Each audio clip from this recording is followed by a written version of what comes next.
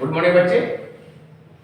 हम लोग इसके पहले वीडियो में देखे थे कि त्रिभुज के केंद्रक निकालने का फार्मूला, मध्य बिंदु के नियामक निकालने का फार्मूला देखे थे। और कोई रेखा को अगर कोई बिंदु अंतर विभाजित करता है तो उसका विभाजक बिंदु का फार्मूला हम कैसे निकालेंगे, नियामक निर्देशांक कैसे निकालेंगे, ये देखे थे। हम यहाँ देखेंगे कि त्रिभुज के अगर क्षेत्रफल ज्ञात करना हो नियामक ज्यामिति में, तो त्रिभुज के क्षेत्रफल ज्ञात करने के लिए नियामक ज्यामिति में अगर तीन बिंदु का निर्देशांक दिया हो तो उस तीन बिंदु के निर्देशांक से हम कैसे उसका क्षेत्रफल ज्ञात करेंगे। तो यहाँ बोर्ड पर आप देखिए त्रिभुज बना चुके हैं हम ABC, इसका नियामक भी दे चुके हैं x1 y1 और x2 y2 x3 y3। इस त्रिभुज का क्षेत्रफल निकालने का यह फार्मूला है 1/2 x1 into y2 minus y3 plus x2 y3 minus y1 plus x3 y1 minus y2। आप इसको आसान तरीके से भी याद कर सकते हैं कि 1/2 123 प्लस 231 प्लस 312। आप इस तरह से भी आप इसको शॉर्ट तरीके से याद कर सकते हैं त्रिभुज के क्षेत्रफल निकालने का फार्मूला। तो यह मेरा त्रिभुज के क्षेत्रफल निकालने का ही फार्मूला है। इसके पहले वीडियो में हम बताए थे कि तीन बिंदु संरेख होंगे, दूरी सूत्र से कि वह बिंदु कैसे संरेख होगा। हम इस त्रिभुज के क्षेत्रफल से भी हम ज्ञात कर सकते हैं कि त्रिभुज तीन बिंदु संरेख कैसे होगा। तो तीन बिंदु संरेख होने की इसका एक शर्त है कि अगर त्रिभुज का क्षेत्रफल निकालें और त्रिभुज का क्षेत्रफल अगर 0 आ जाता है तो वह तीन बिंदु संरेख होंगे। यहाँ पर हम दूसरा एक फार्मूला भी हम देख लेंगे। त्रिभुज के क्षेत्रफल के अनुकूल अगर हमको साबित करना रहे कि त्रिभुज क्षेत्रफल से के सहारे साबित करें कि तीन बिंदु संरेख होंगे, तो तीन बिंदु संरेख होंगे के लिए तीन बिंदु संरेख होगा जब त्रिभुज का क्षेत्रफल शून्य होगा। अगर आप त्रिभुज क्षेत्रफल निकालते हैं और त्रिभुज का क्षेत्रफल अगर 0 आ जाता है तो तीन बिंदु संरेख भी होगा। संरेख के माने आप जानते हैं कि एक रेखा भी होगा। ऐसे भी आपको कोऑर्डिनेट ज्योमेट्री से पहले आप ज्योमेट्री पढ़े होंगे 9th में, आप पढ़े हैं कि दो बिंदु से एक रेखा खींचे जाते हैं और तीन असंरेख बिंदु से एक त्रिभुज बनाए जाते हैं। या आप ये भी याद रखेंगे कि तीन असंरेख बिंदु से एक वृत्त भी खींचा जाता है, जो 9th क्लास में आपका थ्योरम भी था ज्योमेट्री में। ठीक है, तो इस त्रिभुज के क्षेत्रफल सूत्र से हम इसका कैसे क्षेत्रफल निकालेंगे। जैसे आप यहाँ क्वेश्चन अगर हम दे देते हैं, आप यहाँ एक क्वेश्चन लेते हैं जिसमें त्रिभुज के तीनों शीर्ष का नियामक दिया रहेगा और उसका जो है हम फार्मूला से उसका क्षेत्रफल निकालेंगे। जैसे आप मान लें कि यदि किसी त्रिभुज के शीर्ष के नियामक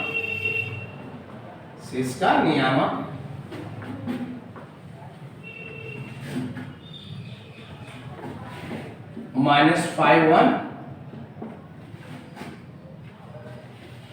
3 -5 और 5 2 हो तो त्रिभुज का क्षेत्रफल ज्ञात करें। त्रिभुज का क्षेत्रफल ज्ञात करें। ठीक है बच्चे, यह मेरा क्वेश्चन है। यदि किसी त्रिभुज के शीर्ष का नियामक -5 -1 3 -5 और 5 2 हो तो त्रिभुज का क्षेत्रफल ज्ञात करें। तो इस त्रिभुज क्षेत्रफल निकालने के लिए हम इस फार्मूला का अप्लाई करेंगे। अब देख रहे हैं यहाँ पर अगर त्रिभुज बना ले, आपको समझने के लिए आसानी हो जाएगा।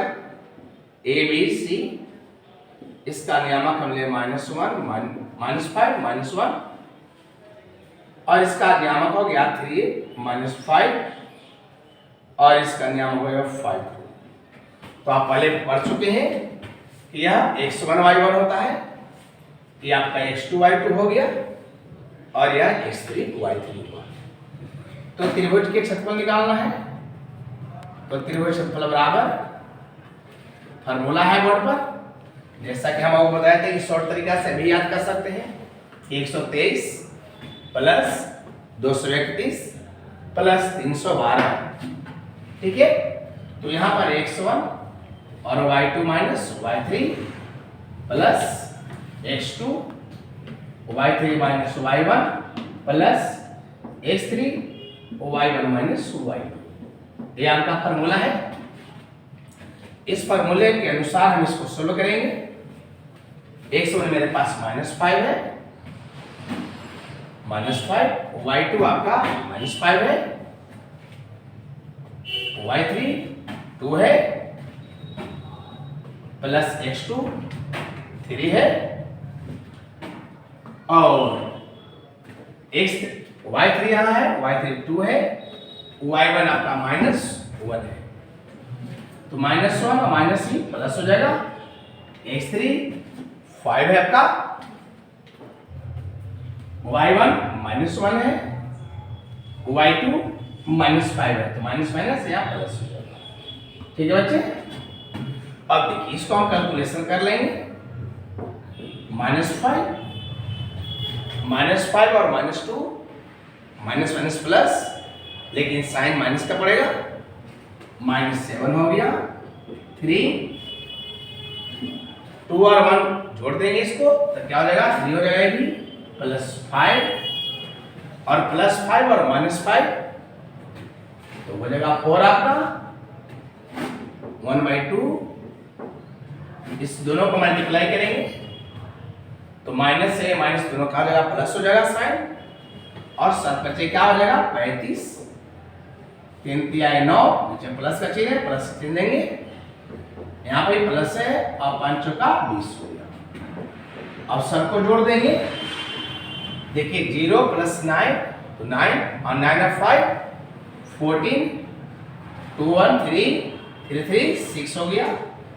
इसको क्रॉस कर लेंगे तो 2 3 जा और 2 4 यानी 32। यह आपका जो है वर्ग इकाई, जो 32 वर्ग इकाई आया, यह त्रिभुज का क्षेत्रफल ज्ञात हो गया।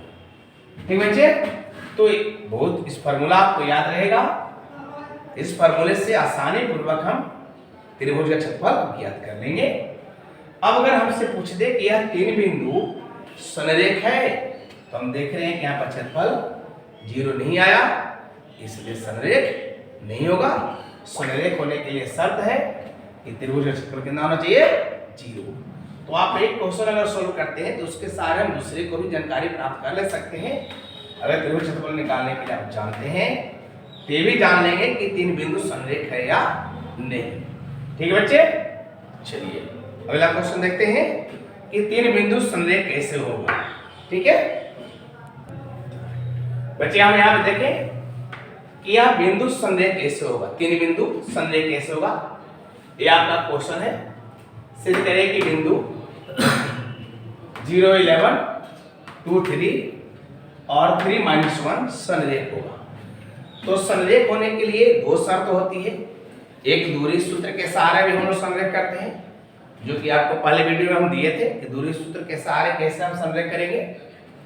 यहाँ हम संरेख करेंगे त्रिभुज के क्षेत्रफल के अनुसार। तो अगर हम वही बताए कि त्रिभुज का क्षेत्रफल निकालते हैं और त्रिभुज क्षेत्रफल आपको 0 हो जाता है, तो वह बिंदु 3 क्या होंगे, संरेख होंगे। तो यहाँ पर त्रिभुज का क्षेत्रफल निकाल कर देखते हैं। चलिए देखिए, आपका त्रिभुज क्षेत्रफल निकालने का एक फार्मूला को लिखा गया है। इस फार्मूले के सहारे निकालते हैं त्रिभुज का क्षेत्रफल। तो एक त्रिभुज क्षेत्रफल निकाल देखिए, फार्मूला है 1/2 x1। इजी में याद रखेंगे 123 पूरा फार्मूला 123 और 231 प्लस 312 और नतब आसानी से कि x1 होगा y2 minus y3 plus x2 y3 minus y1 plus x3 y1 minus y2। या आपको त्रिभुज के क्षेत्रफल निकालना, ठीक है, या आपको त्रिभुज के क्षेत्रफल निकालने का फार्मूला है 1/2 x1 y2 minus y3 plus x2 y3 minus y1 plus x3 y1 minus y2।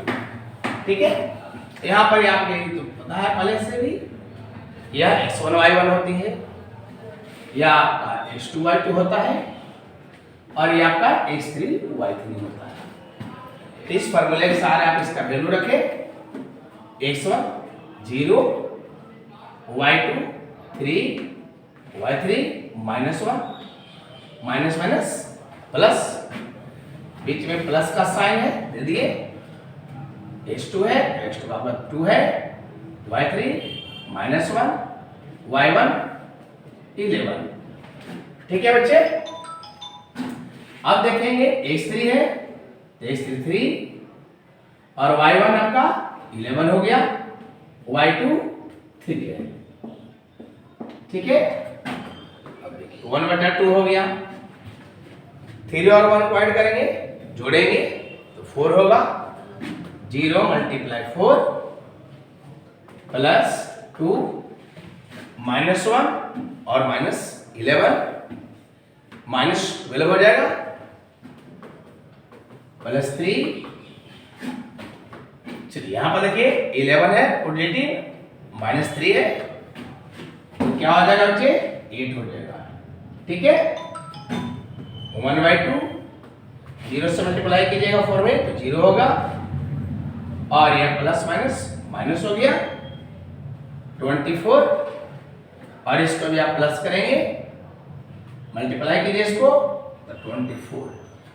तो यहाँ पर देखिए 1/2 माइनस 24 प्लस 24 हो गया, तो क्या हो गया यहाँ पर 0। अब 0 से मल्टीप्लाई कर लेंगे 1/2 में तो क्या होगा 0। तो क्या देख रहे हैं कि त्रिभुज क्षेत्रफल निकाले तो उसका वैल्यू क्या आया 0 आया। जब त्रिभुज क्षेत्रफल 0 हो जाएगा तो दिए गए बिंदु क्या होंगे समरेख होंगे। इस त्रिभुज के क्षेत्रफल के सहारे हम यह साबित कर लेंगे कि दिया गया बिंदु क्या है समरेख है। इसलिए लिख देंगे कि दिए गए बिंदु क्या है, बिंदु समरेख है, समरेख। ठीक है बच्चे, बहुत आसानी पूर्वक आप त्रिभुज के सूत्र से आप साबित कर सकते हैं कि बिंदु समरेख है कि नहीं। अगर आपको एग्जाम में आ जाता है 3 बिंदु दिया हुआ है, कहकर सिद्ध करना है कि समरेख है कि नहीं, तो आप दूरी सूत्र से भी निकाल सकते हैं और त्रिभुज के क्षेत्रफल से भी निकाल सकते हैं। बस शर्त वह नहीं कहता है कि किस शर्त से निकालना है। ठीक है बच्चे, तो इस तरह आपको जो है नियामक ज्यामिति से संबंधित जो भी महत्वपूर्ण क्वेश्चन था उसका आप सॉल्व जो है करा दिए, और इसके आधार पर आप घर पर रिवीजन करें। क्योंकि मैथ में रिवीजन बहुत मायने रखता है, जितने आप रिवीजन करेंगे उतने आपका मैथ जो है अच्छी और मजबूत होगी और आप जल्द सॉल्व कर ले सकते हैं। ठीक है बच्चे, चलिए मिलते हैं हम फिर अगले वीडियो में।